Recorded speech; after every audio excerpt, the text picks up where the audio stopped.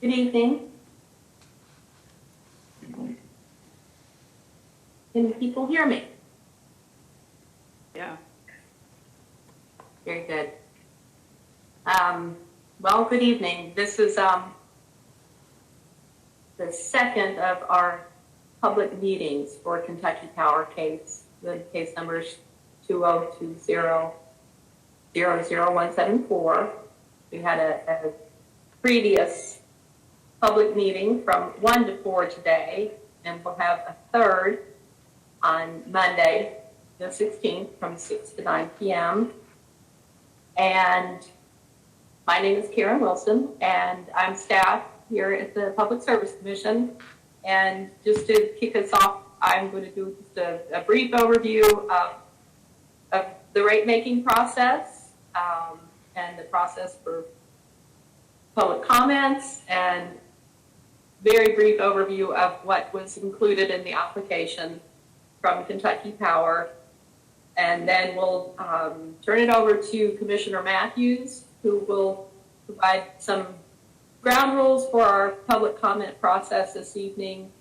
And then we'll kick it off with the comments. We have some people signed up. We also have instructions for people who might be viewing who haven't actually signed up to speak yet, to give them an opportunity. If you haven't signed up yet, you can still do so. We have an active email that we're monitoring, so we'll provide that link as well. And so you want the really tight shoulder shot, or do you want the wide shot?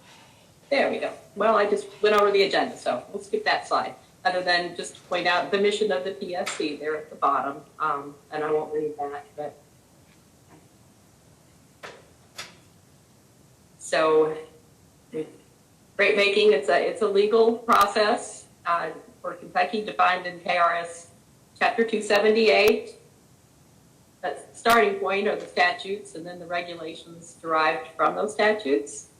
And then over time, legal principles derived from the application of the statutes and regulations, and can also include, court decisions that then give precedent to the actions of the Public Service Commission. Their rates must be fair, just, and reasonable. And there's not a definition for what that means, but kind of going back to, the foundation of legal principles over time that has taken on meaning in that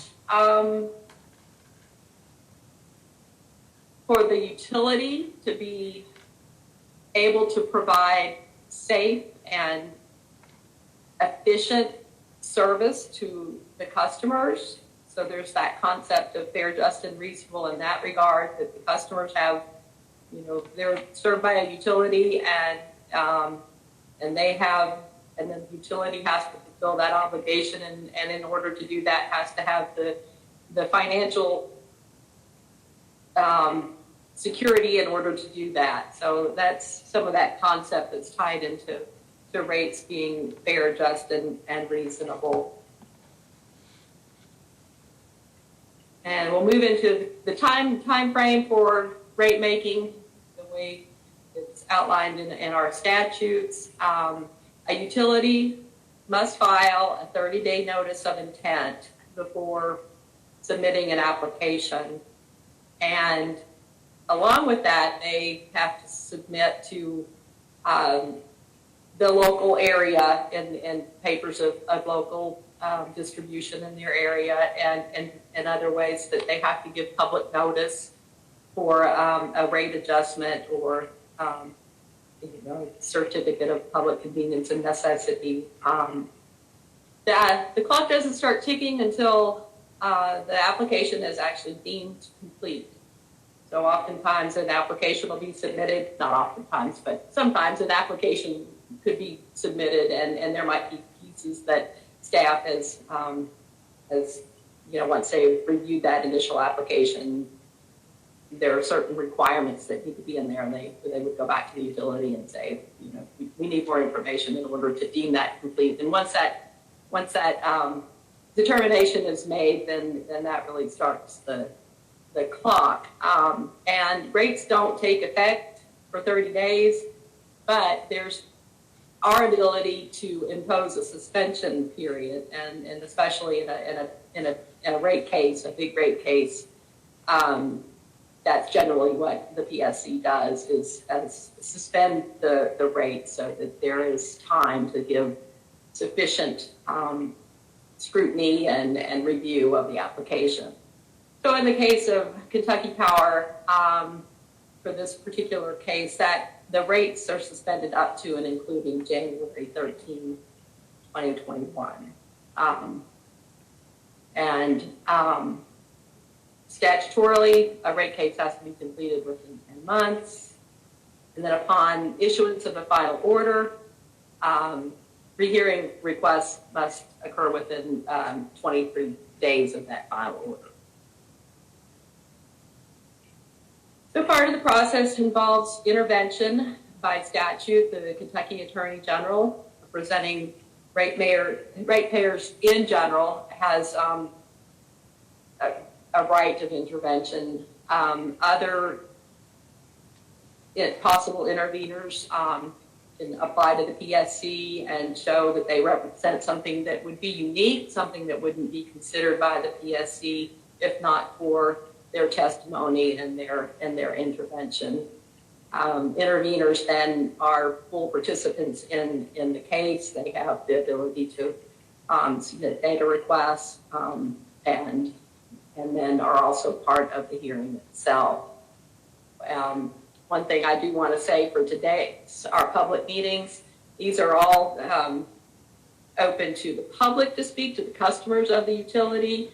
We will not have presentations from the utility itself or from the interveners. For the hearing that starts on Tuesday, the 17th at 9 a.m., that's that legal process that involves the utility and the interveners and the PSC. So the public meetings that we conduct in a rate case, they when it's not during a pandemic, we host those in person.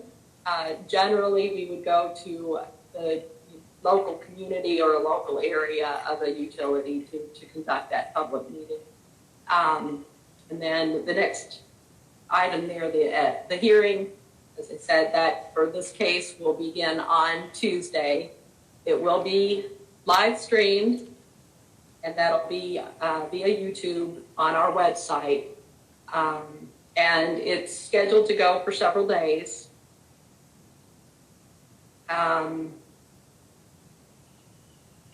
Then just some more of the process that, post-hearing, there are often filings following a hearing, and then the final order based upon the record in the case. The rate making itself, the process, is sort of a two-stage process, if you will. One is beginning with determining the revenue requirement for the utility. And there is a formula, and we do have a Rate Making 101, a more in-depth presentation on our website, and it actually has that formula. I wasn't going to make you all have to suffer through looking at a formula this evening. So there's that two-stage process, is determining the revenue requirement, and then that is followed by a rate design, and that's really the allocation of those costs and revenues across the rate classes. I have here residential, commercial, industrial. That's not the full.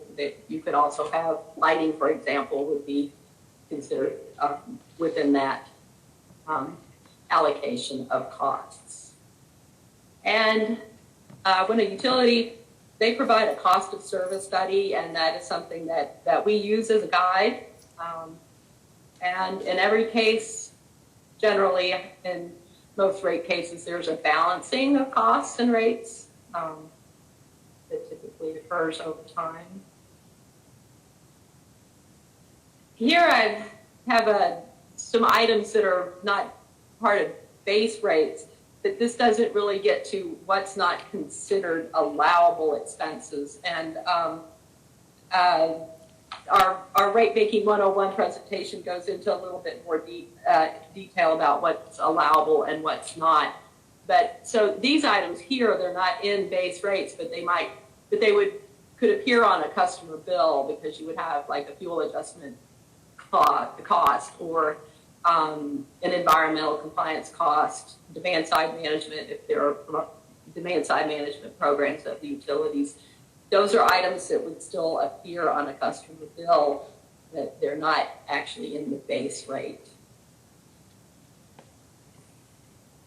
So this is just a very brief overview of what was included in the Kentucky Power application. And I'm not going to really read that. I think most people who are participating in this public meeting, you all are aware of those high level items, but we do have this here because this is going to be recorded presentation if you wanted to go back and look at some of those in case there's something that you didn't see in the application or are not aware of.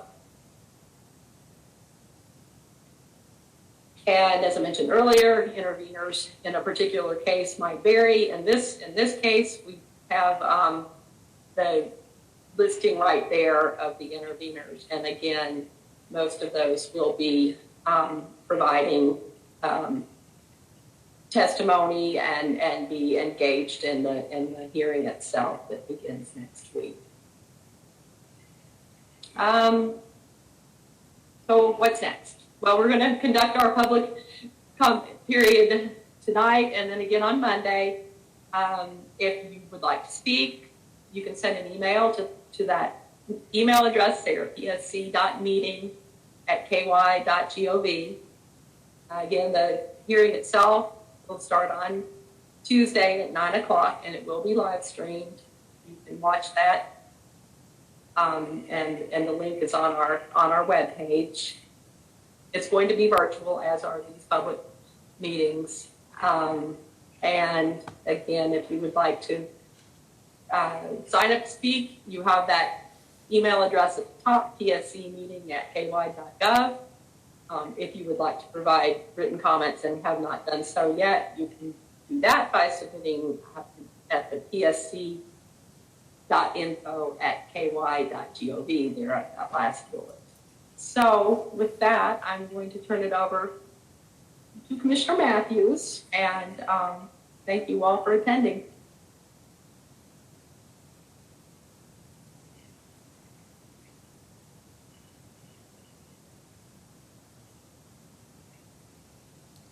Good evening. We're here today to take public comments in the Kentucky Power case number 2020-00174. To reiterate a point made during the overview, the role and obligation of the PSC is to ensure rates are fair, just, and reasonable.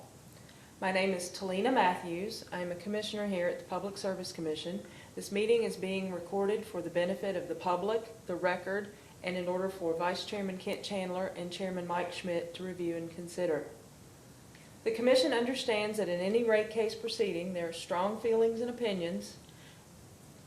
We ask that as you provide comments today that you're respectful and also mindful of a time limit for each speaker. We're here to listen.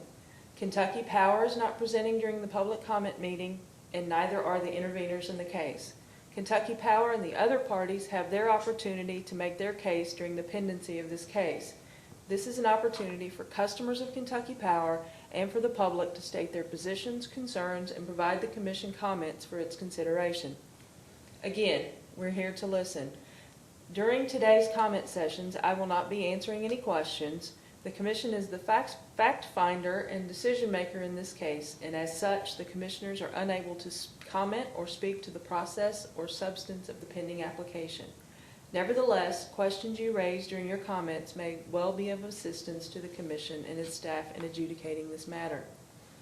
If you have questions for Kentucky Power or the parties in the case, you may ask them during this public meeting with the anticipation that the entities can later convey an appropriate answer outside of this public meeting. Contact information for the company or interveners can be received by calling the Kentucky Public Service Commission and speaking to our staff at 502-564-5335. 3940. Given the number of participants that have initially indicated their interest in providing comments, we will limit the length of comments to 8 minutes. I will let you know when you're at 7. As always, written comments may be made to the Commission at any time during the consideration of the case and must include your name, address, and state the case number in this matter, 2020-00174. Anyone who may have joined through the Commission website and has not signed up to speak but would nevertheless like to speak may do so by emailing psc.meeting@ky.gov. That's psc.meeting@ky.gov. The email should include your name, address, phone number, and email address. We will have other opportunities to provide public comment on this matter in addition to tonight's session and the 3-hour session held previously this afternoon. Will be available Monday, November 16th from 6 to 9 to take further public comments, and information on how to participate can be found on the PSC website. Further, we will be providing an opportunity for public comment prior to the hearing on this case on Tuesday morning, November 17th at 9 a.m. Information on how to provide comment on Tuesday morning will also be on the website soon. When you speak, please provide your name and address prior to your questions and comments. We'll now begin taking comments. The first person I have on my sign-in sheet is, and I apologize in advance, Tom Weyerheller.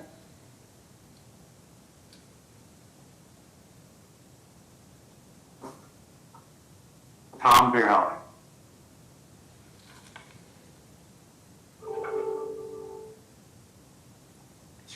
Can you hear me? Should I begin? I can hear you just fine. Please begin. Oh, thank you. All right. Thank you for having these public comments this morning or this evening. Electric utility companies have had record low financing rates and record low fuel costs, record high executive compensation. Excuse me, Tom. Many families in eastern Kentucky, yes. I was going to ask you to provide your... I'm sorry. Tom Beerhauer. I was going to ask you to provide your name and address prior to your comments for the public record. Yeah. Yep. I apologize. I saw that on your Tom Beerhauer. We got that part. 2040 Kentucky Route 1426, Banner, Kentucky. Go ahead with your comments, please. I apologize for interrupting. Okay. Much. Thank you for your patience. I appreciate that. Many families in eastern Kentucky were past the financial breaking point even before COVID-19. Utilities like Kentucky Power are monopolies that must incorporate the public good into doing business. This is not the time to impose rate increases that will devastate low-income homes with children and seniors. Kentucky Power's net metering proposal also tragically reduces the value of rooftop solar. It would block eastern Kentuckians from benefiting from the advancing revolution in clean solar technology. The net metering proposal not only diminishes the opportunity for customers to take advantage of new groundbreaking solar technologies, it greatly reduces the possibilities of local solar industry jobs to help our eastern Kentucky economy recover. I invested the money and installed solar panels under the current net metering formula 6 years ago at my home. The Kentucky Power proposed net metering changes would cause a drastic negative impact for future homeowners that are considering solar. The panels were installed by a Kentucky-based company producing jobs for Kentucky. Not only am I asking you to consider the near-term public good in this regard, I'm asking you to consider the long-term economic implications of a future of new solar energy in eastern Kentucky and a positive potential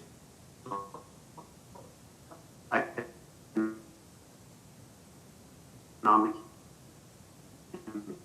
impact. Mr. Verheller, we lost. A recovering employment and economic future for Eastern Kentucky would be a financial benefit to Kentucky Power. Shown this proposal by Kentucky Power only as a failure to move beyond fossil fuels. Even American Electric Power has admitted that climate change remains a significant risk. 120 countries around the world have committed to a net zero carbon emission future. Kentucky Power now, at this hour, has an opportunity vision of hope in Eastern Kentucky. The American Electric Power executives have been laggards and deniers that have left their customers behind, and now they are asking them to pay. Had their executives properly planned, they would not be asking Eastern Kentuckians to now pay for their business mistakes. What kind of leadership have these executives demonstrated? Only a monopoly could be given a 40-year guidebook to the future of its business, fail to properly plan, and now ask the customers to pay more money. I humbly offer these remarks with love and care of Eastern Kentucky. With that said, I wish to express my utmost respect and gratitude for Kentucky Power employees. One thing that I believe both the Kentucky Power executives and I do absolutely agree on is the value of their outstanding, dedicated employees serving us every day here in Eastern Kentucky. Thank you. Thank you, Mr. Verheller.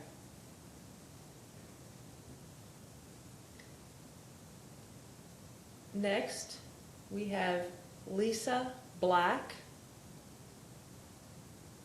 All right. My name is Lisa Black. My address is 1601 Horn Hollow, Wurtland, Kentucky. Thank you for this opportunity to speak.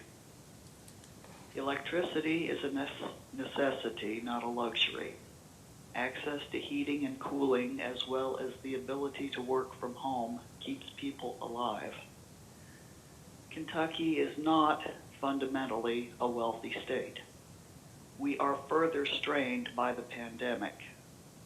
Citizens have lost jobs or had their hours cut, are facing medical bills and funeral expenses. We are insecure in our ability to continue to house and feed our families. Now is not the time to seemingly pile on and kick us when we're already down. Now is not the time to raise rates just in case we didn't already have enough to worry about. In fact, it would be terrible PR to raise rates on your already hurting subscribers, apparently just because you can. It would not soon be forgotten. It seems, in view of the ongoing crisis, that Kentucky Power could take a little less profit this year. In fact, if you wanted, you could put a little of your profit toward PR saying, hey, Kentucky, we appreciate you, and to prove we're on your side, we're going to waive rate increases until this pandemic is under control. Although simply not jacking up the rates would be eloquence enough. I thank you for your time and consideration. Good night. Thank you.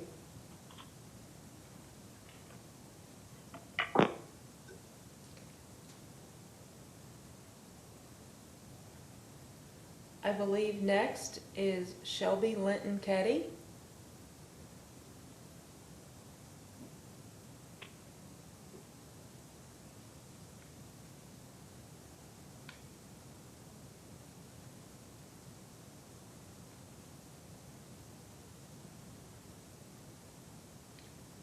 Is Shelby? Yes, I'm here, Commissioner. Okay. Shelby Linton Ketty. My address is 701 Pennsylvania Avenue Northwest, Washington, D.C. 20004. Go ahead. Thank you.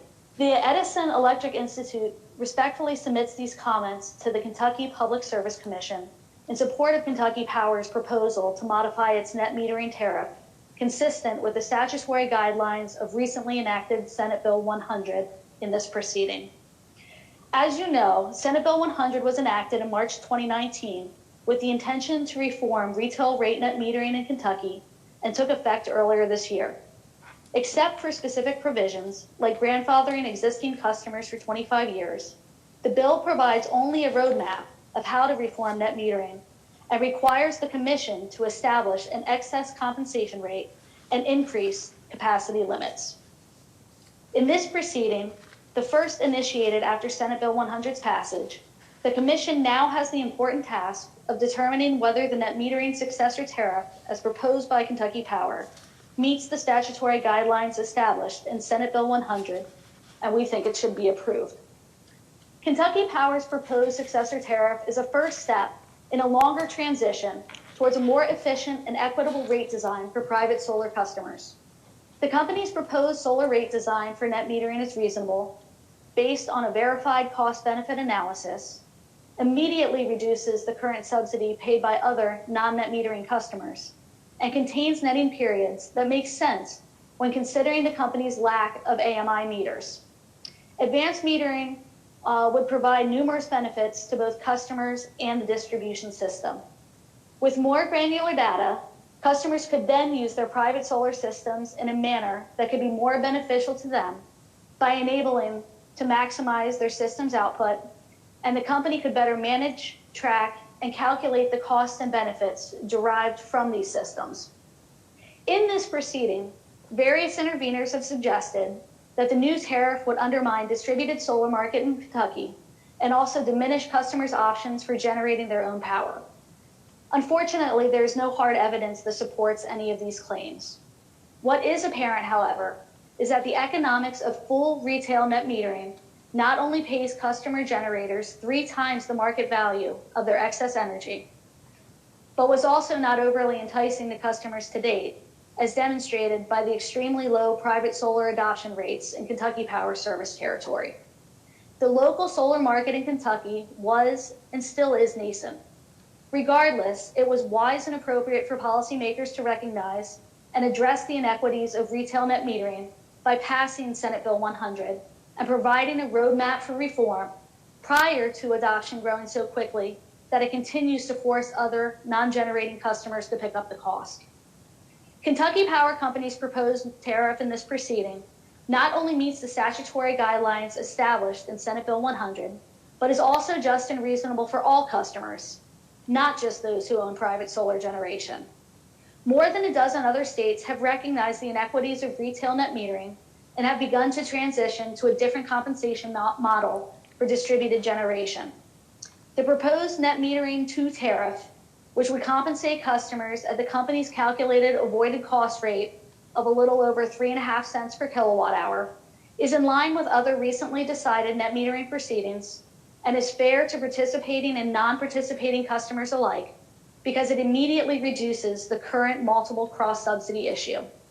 Moreover, and consistent with the requirements of Senate Bill 100, current net metering customers will not be impacted by this proposal as they're grandfathered for 25 years and will still receive the full retail credit for excess compensation. Kentucky is one of 14 states that are either in the process of transitioning away from net metering or have already adopted alternative compensation mechanisms other than a retail rate for customer-owned distributed generation. The reasons for this transition can vary by state, but a common thread is that states and their commissions now recognize that retail rate net metering overpays customer generators for the service they provide, that the incentive needed more than a decade ago to incentivize a market is no longer needed when prices have dropped so dramatically, and that there is a cost shift from net metering participating customers to non-participants, which creates an unfair subsidy that should no longer be perpetuated. The net metering tariff here, as proposed, also does not include the distribution costs that are included in the company's retail rate. The gross impact of this cost shift may be small in Kentucky because of extremely low penetration rates, but it is true and real, especially for customers that are low income or out of work due to the increasing and continuing spread of COVID-19. As the PSC evaluates this proposal and seeks to ensure compliance with Senate Bill 100, the Commission should take this opportunity to eliminate, to the extent possible, the subsidies that have been created to date through retail net metering.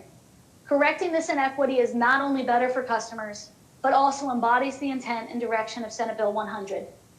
EEI thanks the Commission for the opportunity to share these thoughts on Kentucky Power's proposal. I did want to indicate to everyone here that we did also file a letter at this docket this afternoon, and we remain a resource if needed on net metering policy across the country. Thank you. Thank you. Now that is all of the people that we have signed up. Again, if you have joined us and you want to sign up to speak, you may do so by emailing psc.meeting@ky.gov. Please include your name, address, phone number, and email address. We're going to be here until 8 because that was what we promised we would do. So if there's anyone who would like to speak, please send an email and we will get you in the queue.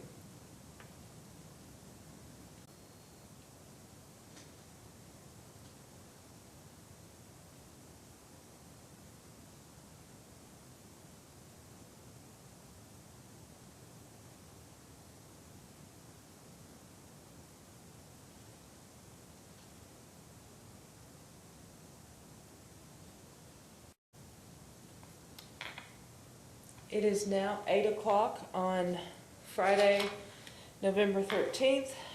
We are now closing the public comment period, the public comment session for today. There will be 2 additional opportunities for the public to give comment into Kentucky Power 2020-00174 Monday from 6 to 9 p.m. and prior to the hearing on Tuesday, November 17th at 9 a.m. For directions and the appropriate email addresses, please go to psc.ky.gov on our website and get the appropriate information. And with that, I close this comment period.